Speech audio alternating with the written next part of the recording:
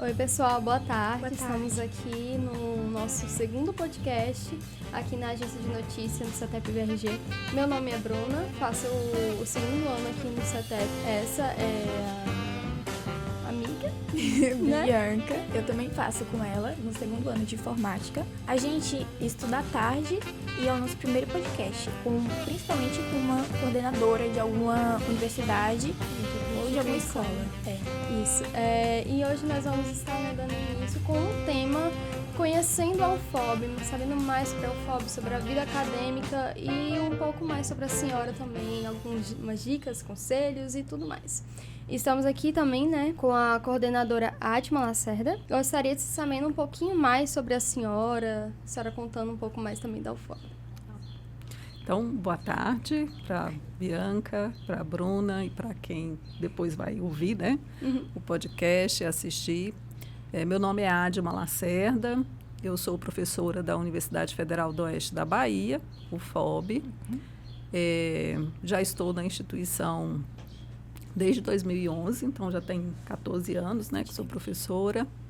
E atualmente eu ocupo o cargo de pró-reitora de graduação, que é um setor que trabalha com o ensino de graduação, com os programas especiais e com os processos seletivos, né, de ingresso principal para a graduação.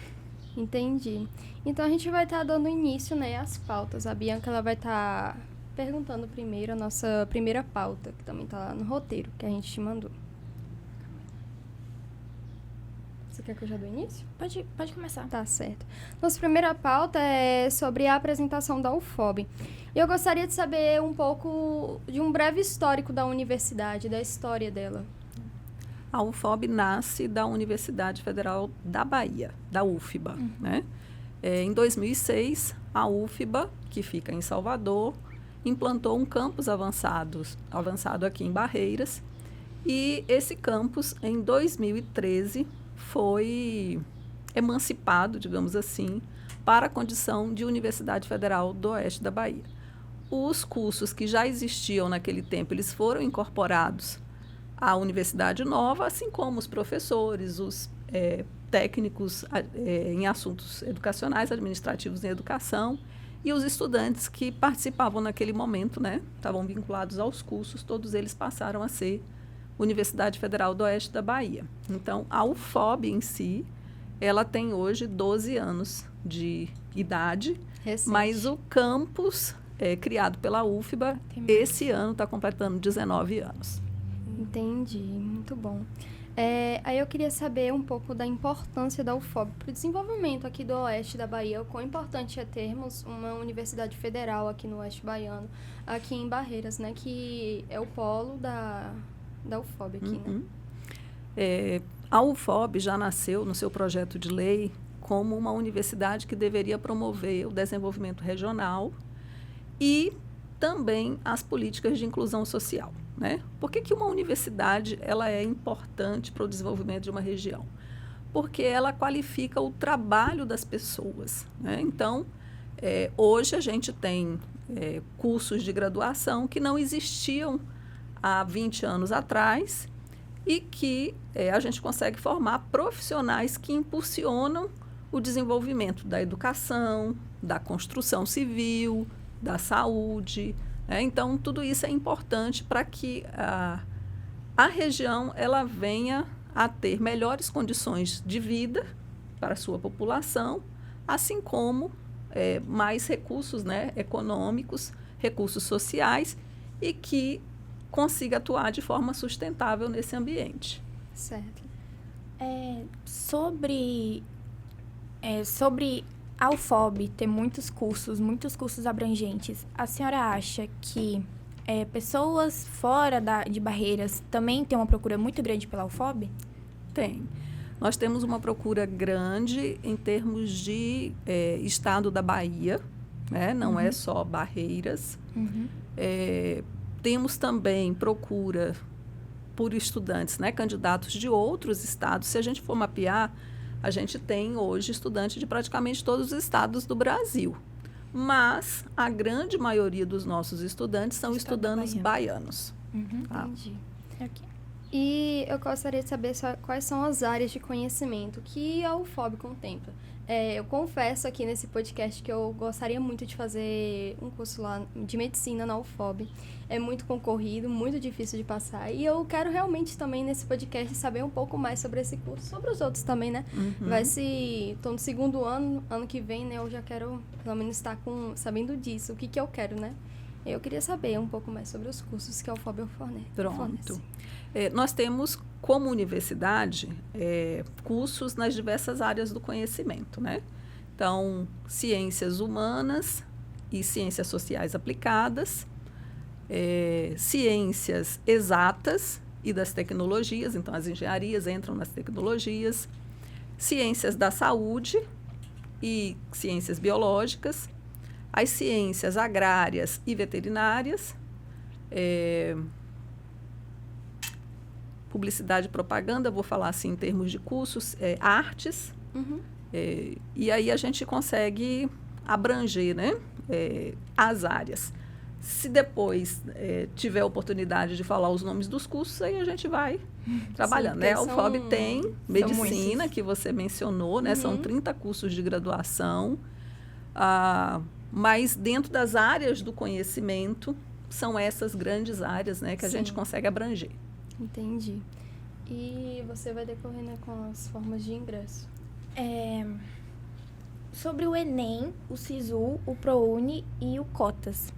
A senhora acha que algum desses 4 são mais fáceis de entrar ou são mais difíceis? Tipo, tem um específico que são um pouco mais fáceis? Eu sei que todos são bem difíceis, mas a senhora acha que um desses 4 são melhores para entrar?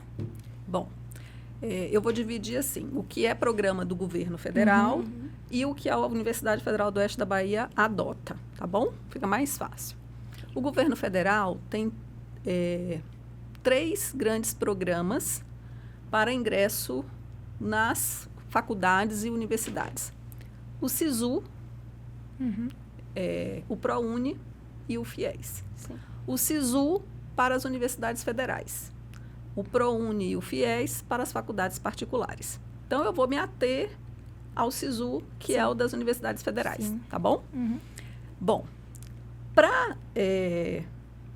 o SISU, ele é um sistema de seleção. Ele vai selecionar quem? Quem fez o Enem. Sim. Então, primeiro critério para poder estar no SISU é ter feito o Enem. Até o ano passado, era necessário, obrigatoriamente, fazer o Enem do ano. Então, eu fazia o Enem 2024 para ingressar no SISU 2025. 2025. Por quê? Porque o Enem ocorre no mês de novembro.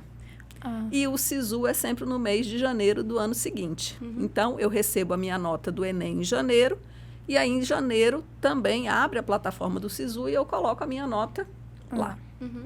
Esse ano, o MEC mudou. E ele está possibilitando que a pessoa utilize nota dos últimos 3 Enems. Então, das últimas 3 edições. Então, agora em 2026, a pessoa vai poder utilizar a nota do Enem 2025, que é esse que fez agora, ou o de 2024, ou o de 2023. Qual nota que ele vai escolher? Aquela que é a melhor. Né? Bom, então, já fizeram o Enem como treineiras? Sim, já. A gente fez esse importante ano. Também frisar que o Enem que você pode usar nos anos anteriores não vale para os treineiros, só vale para aqueles que terminam o ensino médio. Tem que ter concluído o ensino médio para poder valer a edição. Sim. Então, como já fizeram como treineiros, já sabem como é que é o procedimento, né? Tem que fazer a inscrição, mais ou menos no meio do ano. Depois vai fazer o primeiro dia de prova, o segundo dia de prova, as áreas lá tudo estabelecidos. Quando for em janeiro, vai sair a nota do Enem. Aí abre a plataforma do SISU, que é uma plataforma virtual. Você escolhe qual é a universidade ou qual é o curso naquela universidade que você quer fazer a sua inscrição. Coloca a sua nota, né? Indica lá seu nome, sua nota, e o SISU, o sistema ele vai rodar na madrugada da primeira noite. E aí, quando for no outro dia de manhã, ele vai te dar um posicionamento, um ranqueamento. Muito rápido, né? Só que, durante esse segundo dia, você pode mudar a sua nota no lugar que ela está. Eu posso escolher um outro curso, eu posso escolher uma outra universidade. Né? E aí, quando chegar no final da noite do segundo dia, ela roda novamente. E aí você vai para o terceiro dia. No terceiro dia, você ainda pode mudar sua nota. Eles dão, geralmente, 5 dias fazendo esse ranqueamento, né? Então, as pessoas mudam o local aonde elas estão fazendo aquele curso, né? Pleiteando aquele curso, ou elas mudam o curso dentro de uma mesma instituição. É possível fazer isso. É claro que a pessoa que já tem um curso pré-escolhido, né? Que é aquele curso que ela gostaria de fazer, Sim. muitas vezes ela vai manter ali. E vai observar as cotas, que aí foi o que a Bianca mencionou, né? Então, quando eu vou escolher a cota, o SISU ele me dá um questionário. Ele pergunta assim, você quer concorrer como pessoa de situação de renda baixa? Você quer concorrer como pessoa com deficiência? Você quer concorrer como pessoa preta, parda ou indígena?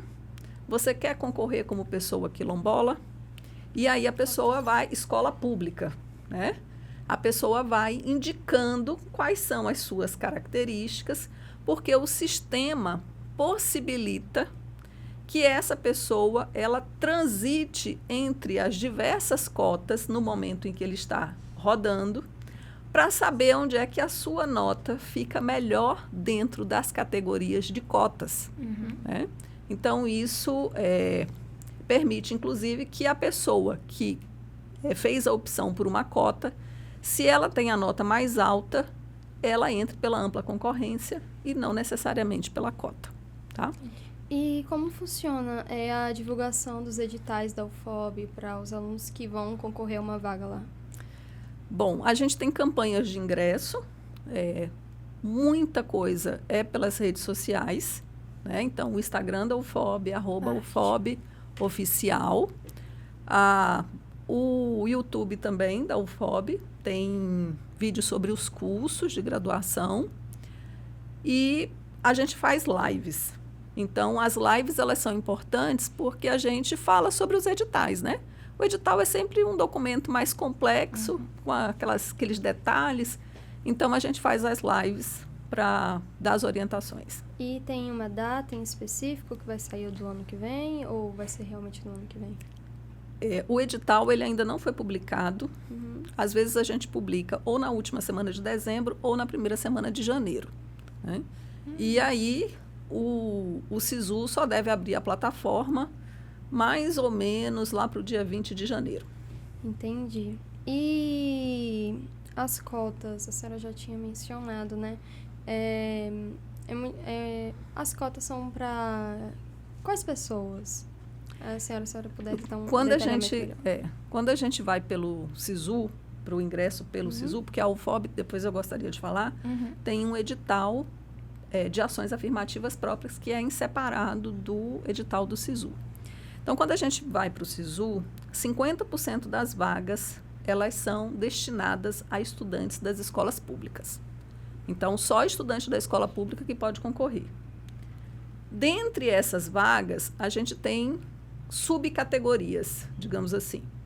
A categoria para as pessoas pretas, pardas e indígenas, que aí a gente tem aproximadamente 80% das vagas que estão destinadas à escola pública, para pessoas com deficiência, para pessoas quilombolas e para pessoas em situação de vulnerabilidade socioeconômica e para pessoas independentes da renda. Então, essas são as categorias de cotas estabelecidas pela lei de cotas. Né? Então, lá no SISU, tudo isso vai estar descrito. Certo. E quando... Eu não sei como é que funciona o SISU, para falar bem a verdade, tão detalhadamente, mas quando você vai colocar qual o curso que você deseja e você não passa na primeira chamada, quando você passa para algum curso, ele primeiro coloca você ele primeiro te encaminha para o primeiro curso que você quer ou para o segundo? Porque eu não sei se tem Depende. duas opções Isso. de curso. São duas opções que você marca lá, né? Então, eu quero medicina e minha segunda opção seria nutrição, tá? Se a minha nota, ela fica entre os 80 ou 74 candidatos, eu vou ser chamada para a minha primeira opção. Se ela é uma nota que fica ali enquadrada nos 74 candidatos. Mas a gente tem que observar uma coisa, Bruna. Existem notas de corte diferentes para cada categoria. Né? Então, quando eu digo 74, eu não estou dizendo que é todo mundo com 820 de pontos. Que vai. Eu posso ter alguém com 650. Porque pode ser que uma categoria, dentro da lei de cotas, aquela pessoa, a nota de corte para aquela categoria, que às vezes é uma vaga, 2 vagas, ela foi baixa. Então, isso não tem problema, certo? Mas se eu estou enquadrada ali, eu vou ser chamada para a segunda opção. Se a minha nota não permitiu esse ranqueamento, então o SISU vai dizer que eu não passei na primeira opção, que eu passei na segunda opção. E aí, é uma coisa muito importante. Eu preciso dizer se eu tenho interesse naquela segunda opção, né? Que é para poder ir para uma lista de espera. Sim. Tá? Aí isso o SISU abre e é feito. Certo, a gente passou bastante. Acho que tá bom dessa primeira parte, né? De questões de ingresso na UFOB.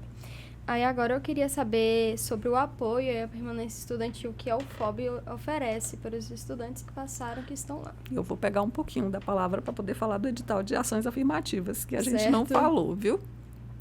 A UFOB tem um edital próprio que reserva vagas para pessoas de comunidades tradicionais, originárias e quilombolas, pessoas 60 a mais, pessoas trans, pessoas com deficiência, independente da escola, porque pela lei de cotas ela tem que ter feito a escola pública, né?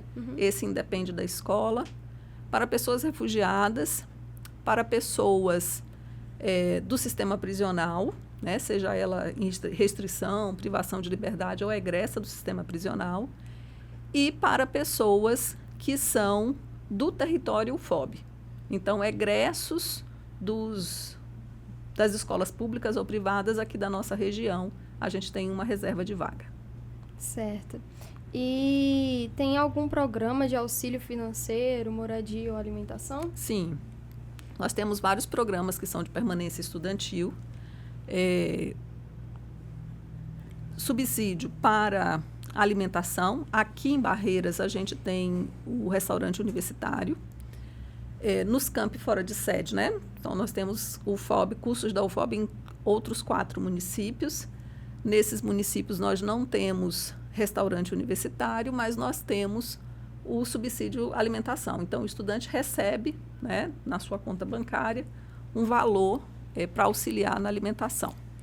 E vários outros programas que auxiliam na permanência. Hoje, a gente estava aprovando na Câmara de Ensino, um edital que é de auxílio óculos, né, para as pessoas que precisam fazer renovação, né, do seu exame de vista e que, às vezes, não tem condição financeira para poder, né, comprar um óculos de qualidade. Tem auxílio moradia? Tipo, pessoas de outras cidades podem vir para cá e recebem auxílio para continuar aqui? A gente não tem um auxílio específico de moradia. Mas existe, e não tem residência universitária, né? Isso eu sei. Existem outros auxílios que complementam e distribuem, né, esse valor, auxílio parentalidade e bolsas dentro da graduação que também ajudam na manutenção desses estudantes. Mas exigem, de certa forma, contrapartida, né? Então, bolsa de iniciação científica, bolsa de extensão.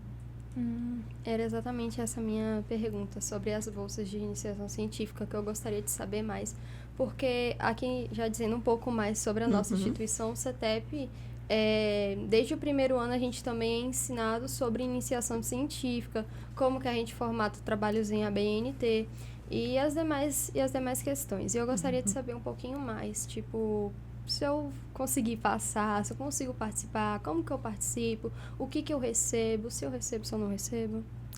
Anualmente é aberto um edital que os professores submetem projetos e, tendo o seu projeto contemplado, o professor seleciona o estudante. Às vezes são 2 estudantes, às vezes 2 estudantes bolsistas, um estudante voluntário. E esse programa ele tem uma duração de 1 ano, que é um programa de iniciação científica, e durante esse 1 ano, o estudante recebe R$700 por mês. Né? Da mesma forma que a iniciação científica, a gente tem a iniciação à extensão, que é também um programa que dura 1 ano, R$700 por mês. E aí desenvolve atividades com a comunidade. Né? A iniciação científica, você desenvolve um trabalho de pesquisa. Na iniciação à extensão, você desenvolve um trabalho com a comunidade. E temos também iniciação à docência para os estudantes que fazem as licenciaturas, os cursos de licenciatura, que também é o mesmo valor, só que ele tem uma duração um pouco maior, geralmente 18 meses, então 1 ano e 6 meses. Existe um programa do governo federal que é chamado de pé de meia das licenciaturas. Quando você escolhe fazer um curso de licenciatura, se a nota no Enem ela for maior que 650, ou igual ou maior que 650, você fica apto a se submeter a um edital que paga R$700 por mês durante a graduação toda, mais uma poupança de R$300 por mês até a colação de grau, que você pode sacar depois que se forma e que estiver atuando na educação básica. Saindo um pouco desse assunto, eu queria voltar pro... Não saindo, né? Mas quais dicas práticas a senhora daria a quem depende de cotas ou de programas sociais para estudar? Das cotas. Primeiro, eu vou começar pelo ingresso, né? A pessoa que se inscreveu nas cotas, ela precisa estar muito atenta à documentação, porque às vezes ela não consegue comprovar. Se perder alguma coisa, Então, é muito importante, passa lá no site da UFOB, olha os editais do ano anterior, porque aí vocês já vão conseguir saber quais são os documentos, porque não é só o documento do estudante, ele precisa apresentar o documento do pai, o documento da mãe, do irmão, né? Todo mundo que compõe aquele núcleo familiar. Eu tenho uma avó que é aposentada e que mora na minha casa. Então, ela tem que apresentar a documentação dela, tá? Entendi. Então, renda é o que é mais difícil em termos de comprovação, porque é uma diversidade grande de documentos que o estudante precisa colecionar, né? Para poder apresentar para a gente. Isso. Então, acho que a primeira dica é essa. Olha o edital passado. Lá na página da UFOB tem perguntas frequentes, em que o estudante faz, então dá uma olhadinha lá também. Depois que ingressou, quem é cotista, a gente tem a Pró-Reitoria de Assuntos Estudantis e Ações Afirmativas, que trabalha diretamente com os estudantes cotistas, né? Então, é importante entrar nos grupos, fazer parte do movimento para poder saber quais são os seus direitos, né? O que ele pode acionar dentro da Pró-Reitoria.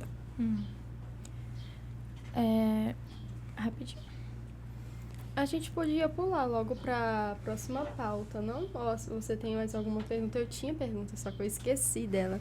Mas se eu acabar me lembrando, eu pego e falo. Pode fazer.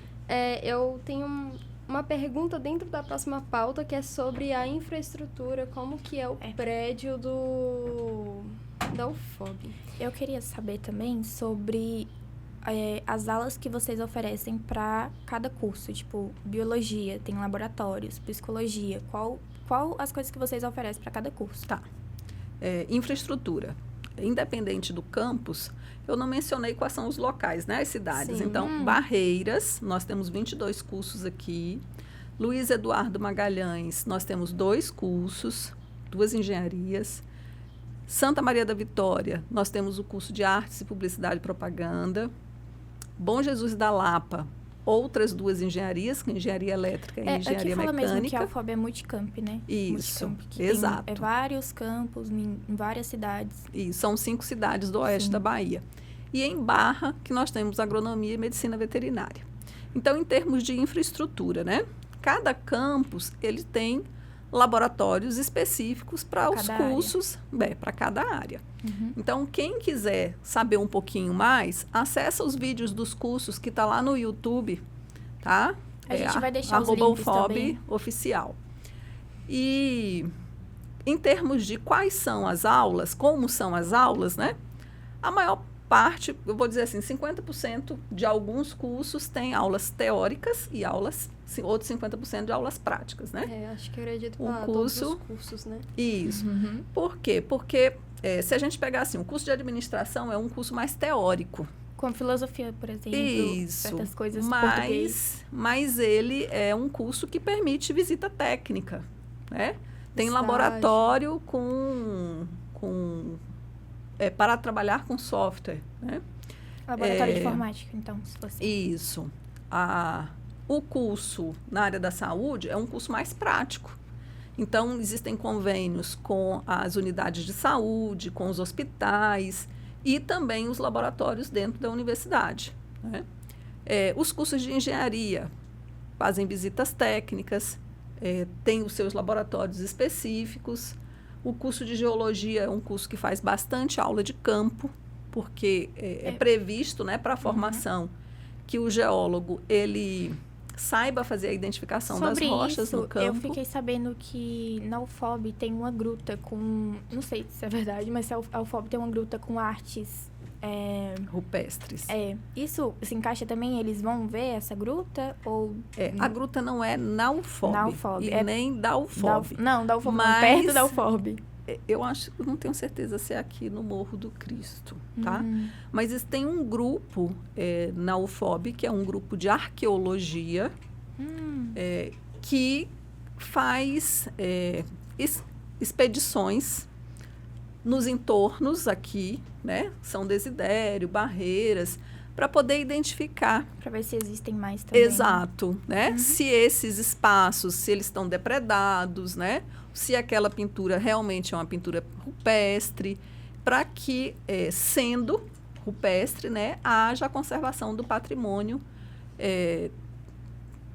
histórico, tá? Então, o grupo ele trabalha nesse sentido. É uma professora do curso de História que comanda esse grupo. Ainda sobre a infraestrutura, gostaria de saber como que fica o prédio para as pessoas que são deficientes, como acessibilidade. A acessibilidade do ambiente para pessoas que são cadeirantes, enfim.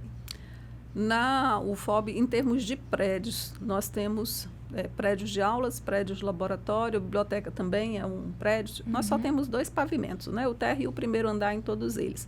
Mas todos eles têm elevadores, né?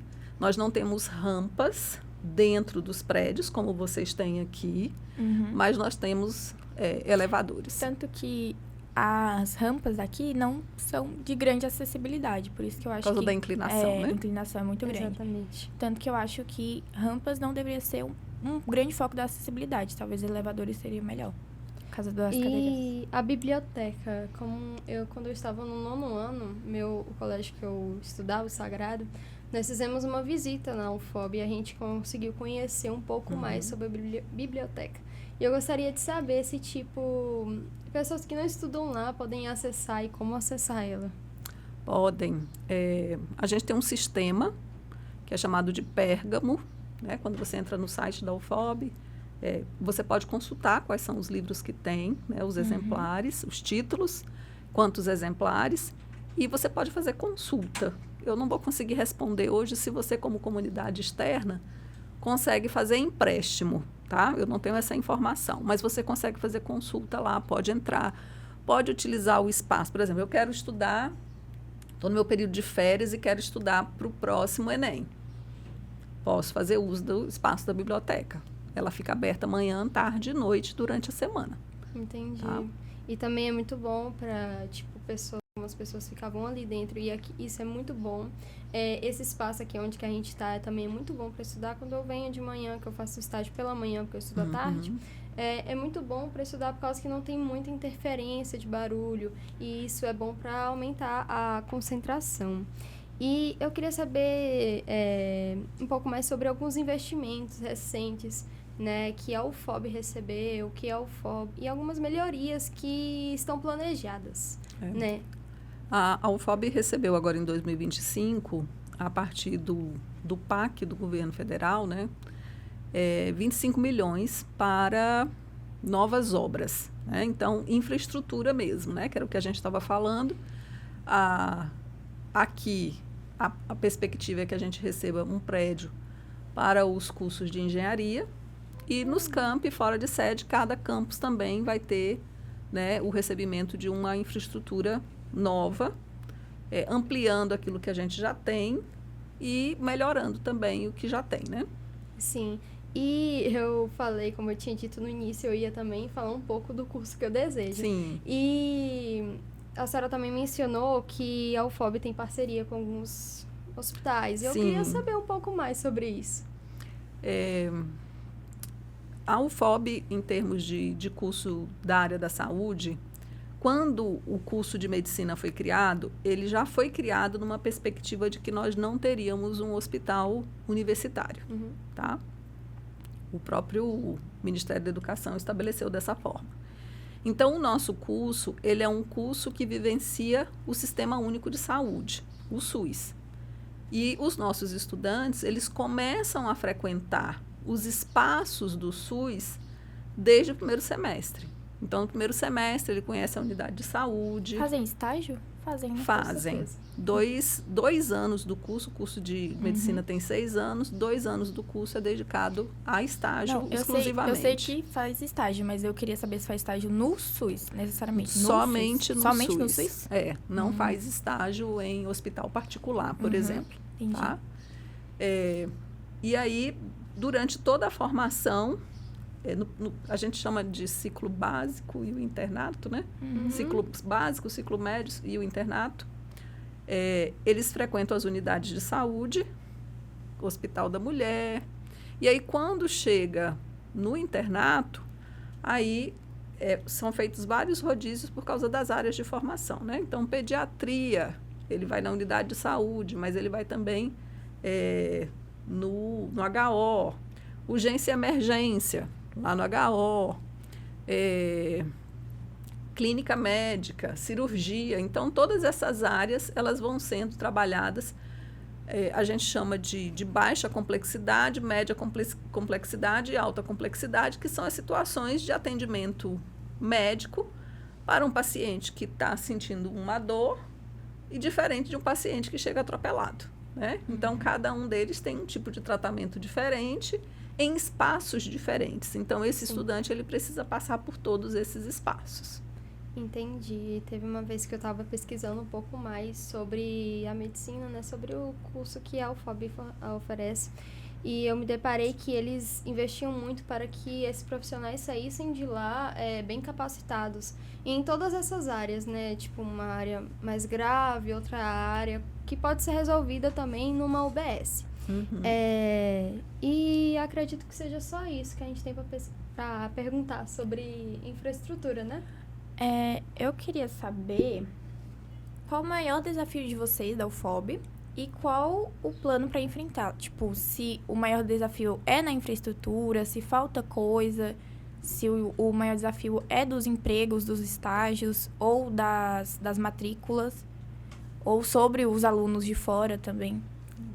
Hoje, pós-pandemia, né? Durante a pandemia e no pós-pandemia, o maior desafio foi o interesse, ainda, né? O interesse do público que optam pela universidade, né? Então, quem está aí na faixa etária de vocês, 18 a 24 anos, muitas vezes, em função do que ocorreu na pandemia, das relações sociais, das demandas emergentes, né? Outros tipos de trabalho. A gente está num ambiente aqui que não fervilhava antes de 2020, né? Então, outros tipos de atividades, eles fizeram com que as pessoas perdessem, de certa forma, a crise econômica, né? De certa forma, o interesse pela educação superior.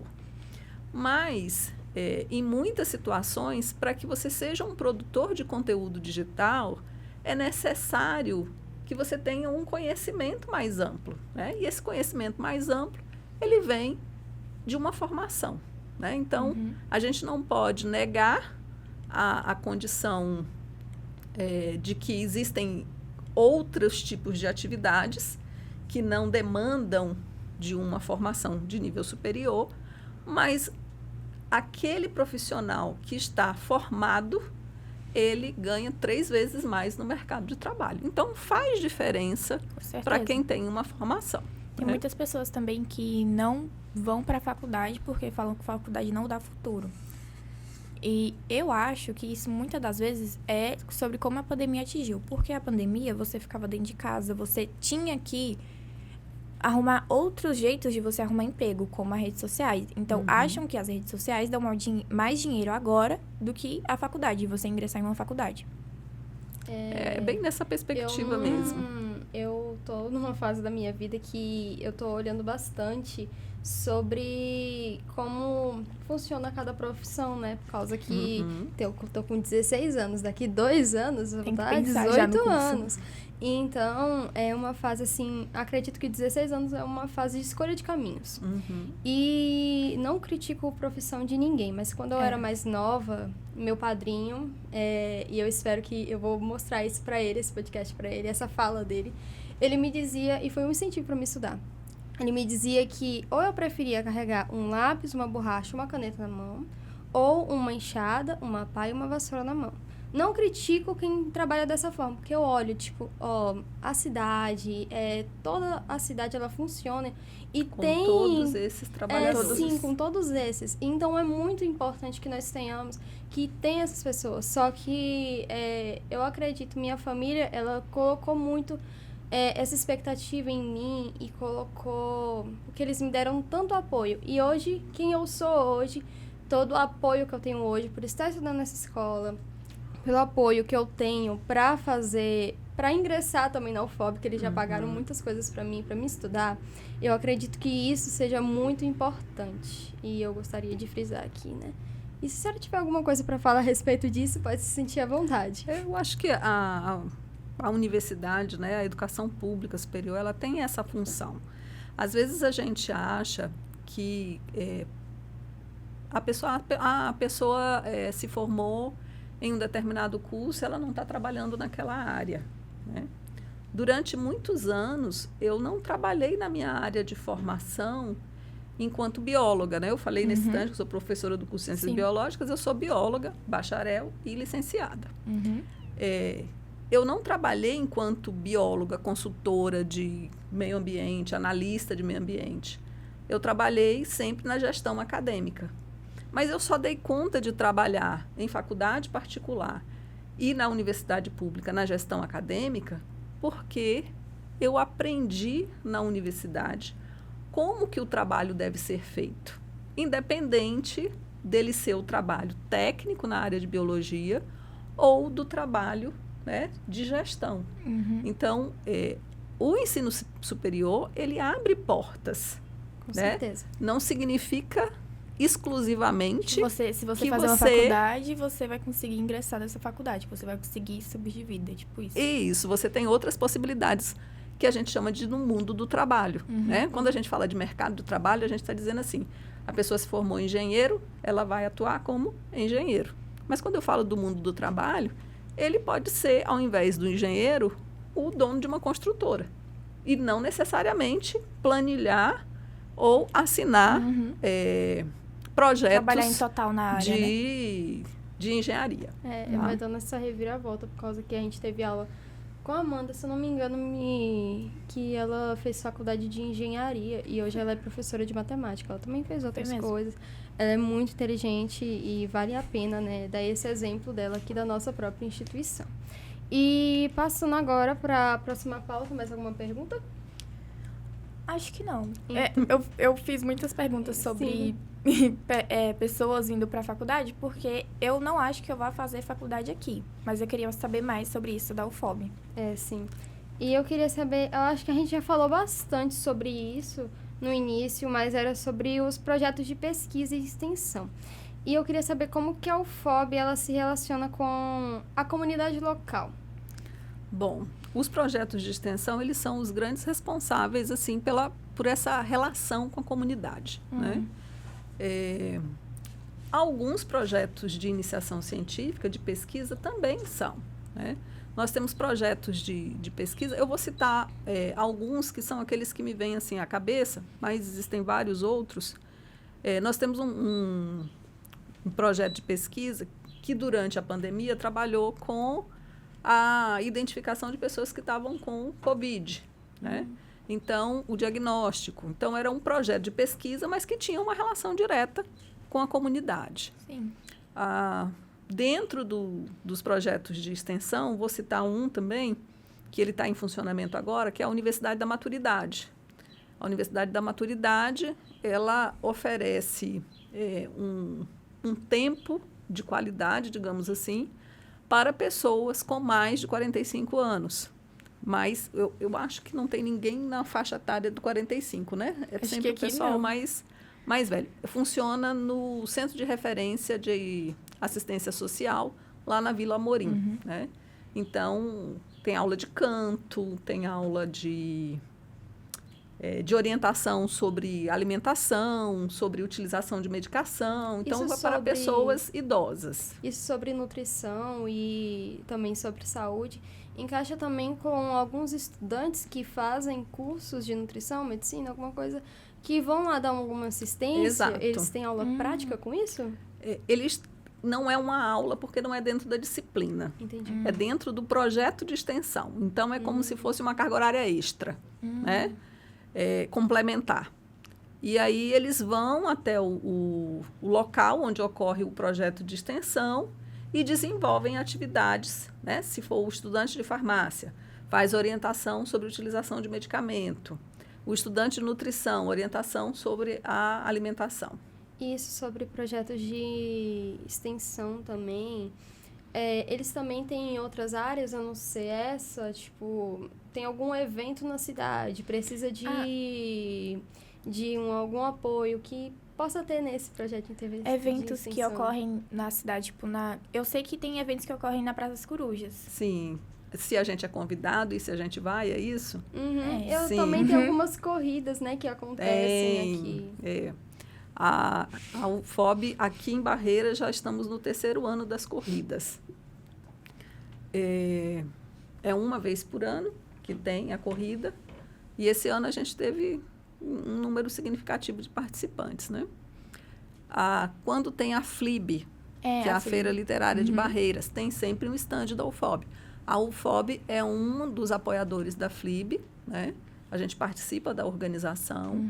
E aí tem grupos como o grupo de educação tutorial, que fazem apresentações de trabalhos, tem rodas de conversa, tem leituras. Então, tem sempre uma atividade significativa. Semana que vem, a gente vai estar com o congresso da UFOB, o 5º congresso da UFOB. A programação está lá no site, se vocês depois quiserem dar uma olhada, né? Vai ter mostra de trabalho científico dos estudantes, mostra de extensão, mostra de iniciação à docência e mostra dos programas de educação tutorial. Dá uma olhadinha, porque a gente tem descrito lá, né? De repente, tem algum trabalho que vocês gostam, às vezes tem alguém que vocês conhecem, que são estudantes da UFOB, que vai estar postada apresentando. também no Instagram, a gente espalha também. A gente vai colocar do YouTube Os links. Os links. Isso. Acho que mais ou menos isso, sim. Certo.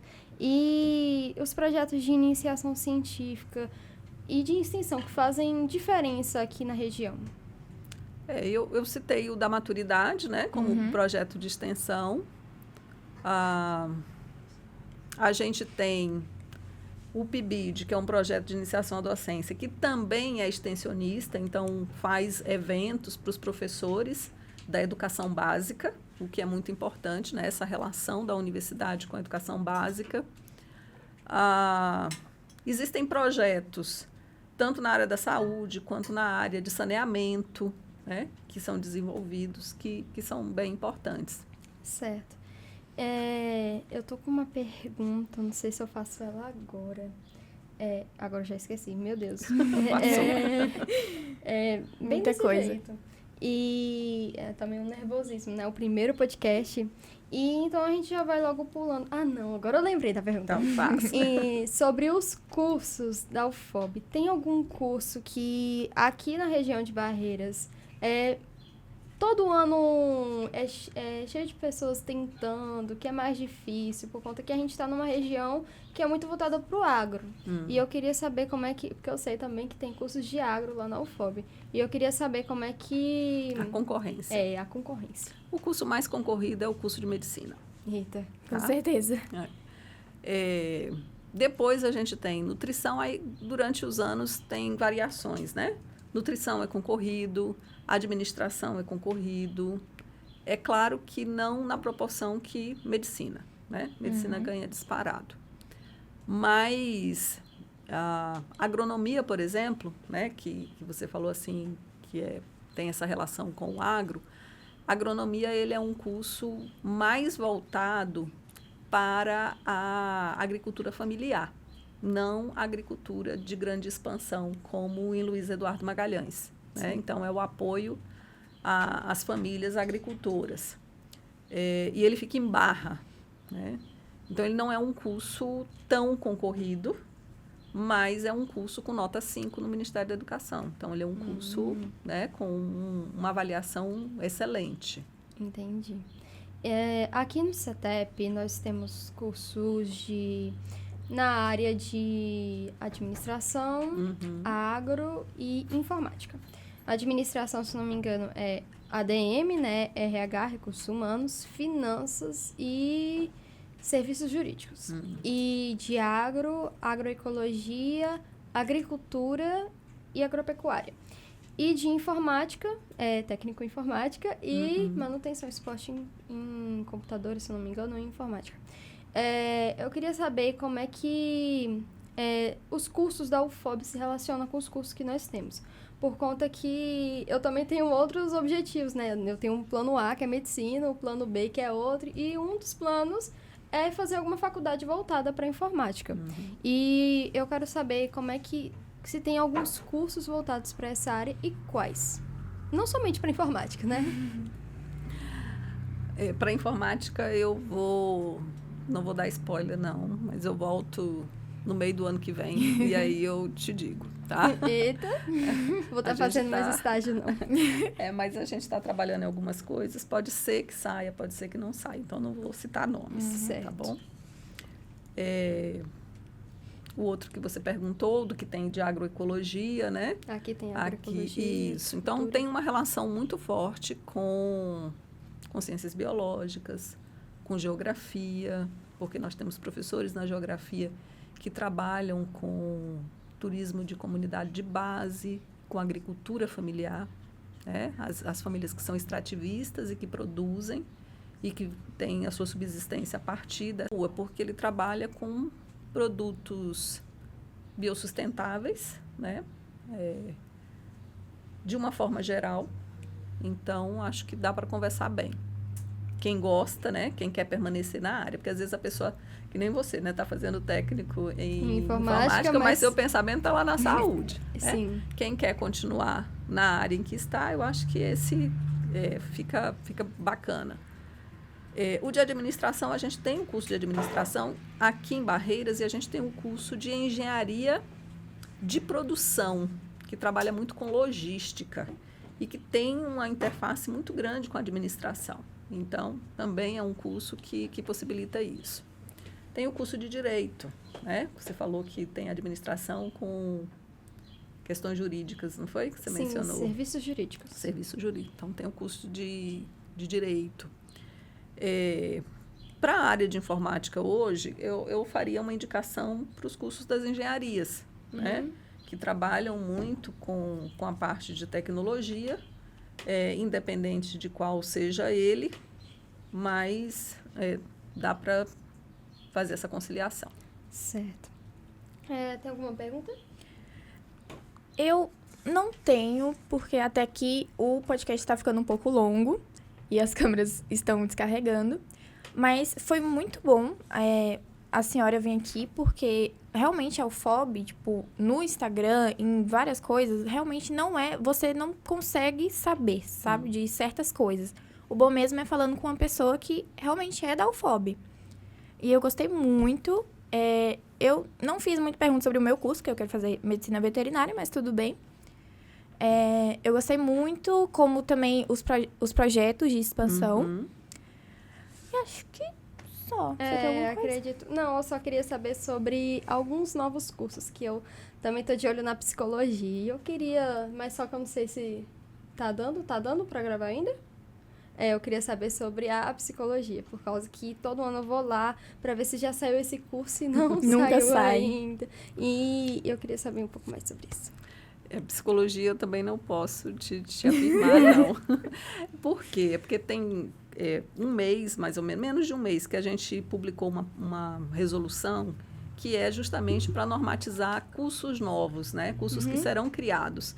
Então, a gente ainda está na fase de pensar esses cursos. Então, qualquer coisa que eu adiante aqui, pode ser que não aconteça. Mas a UFOB, ela tem a capacidade de ter esses novos cursos? Sim, porque ainda existem códigos de vagas para professores, né, que estão no Ministério da Educação e que o Ministério da Educação deve liberar. A gente está com essa questão do financiamento do PAC para construção de novos prédios. Então, acredito que sim. Eu acredito que sim, é só isso. Mais alguma coisa a acrescentar? Ou nós podemos encerrar esse podcast? Pode encerrar. Certo, muito obrigada pela sua participação, por tudo isso que a senhora falou. Agradeço pela disponibilidade também, logo nesse dia, né? A gente podia estar descansando, mas aqui estamos nós, né? E eu gostaria só de pedir só uma última coisa, que a senhora desse um incentivo para quem vai tentar o UFOB no ano que vem. Esse ano a gente está com uma campanha que ainda não foi ao ar, mas já vou dar o spoiler aqui, né? Se achegue, é o UFOB. Dizer que a gente tem trabalhado muito intensamente com as políticas de ação afirmativa. Isso é importante porque deixa a universidade mais diversa. Então, olhem os editais, né? A lei de cotas. É importante saber os direitos desses estudantes que são da escola pública, né? E também quem se enquadra nas categorias das ações afirmativas, que também é extremamente importante, né? Então, convido para poder acessar, né, o nosso Instagram, o nosso YouTube, o nosso site, porque lá tem as informações. Conversem com pessoas que são da universidade, que são estudantes, né? Às vezes tem no bairro de vocês, porque tem muita gente da UFOB que mora aqui em Barreiras, né? Então, tira dúvida, conversa, pergunta como é que é o curso, né? Quais são as dificuldades, o que é bom no curso, como é que é o mercado de trabalho. Se informe e vem para cá.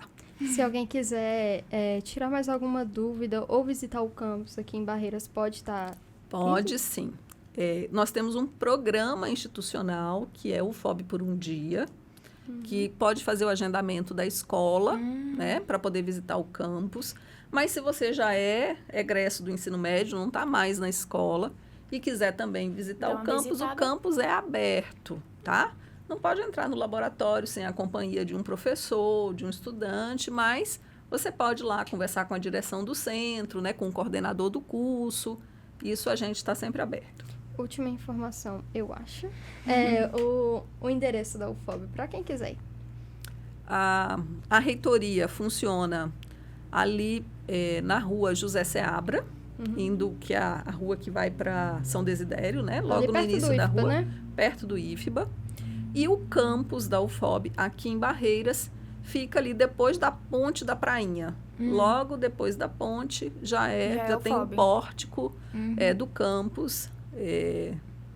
O nome da Acho rua que Morada Nobre. Não dá pra não ver, né? Que é meio grande, não dá pra não ver. Sim. É que eu tenho anotado o endereço. Aí eu Tá, só tava então conferindo. Então é isso. Muito obrigada pela sua participação e por todo esse tempo. Estamos aqui, né, finalizando mais esse podcast. Muito obrigada por vocês terem assistido até aqui, Bia. Não tenho nada pra falar. Então, muito obrigada. Até o próximo. Até o próximo.